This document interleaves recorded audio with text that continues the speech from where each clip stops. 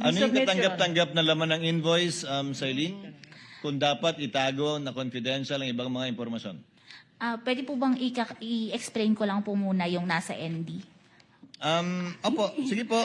Kasi po ang hinihingan lang po namin ng official receipt and invoice, yung lang pong expense pertaining to purchase of supplies and provision of medical and food aid. Hindi po nabanggit yung sa rental ng safe houses. So sa rental, hindi kailangan. Hindi po. Ang hinihingan lang po namin ng official receipts at ng sales invoice is yung purchase of supplies and provision of medical and food aid. Na ginamit sa pagbigay ng reward. Doon po sa third quarter, hindi na siya reward. Naka-reflect na siya as supplies. Supply na. Opo, kaya doon po. Pero yung sa rental of safe house, in-accept naman yung acknowledgement receipt.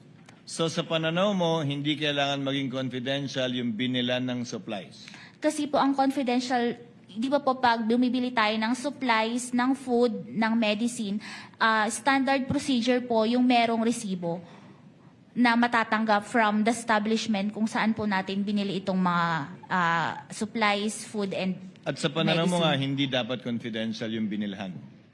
Yung pinagbilhan po, kasi yung sa paggagamitan yung confidential expenses. Okay.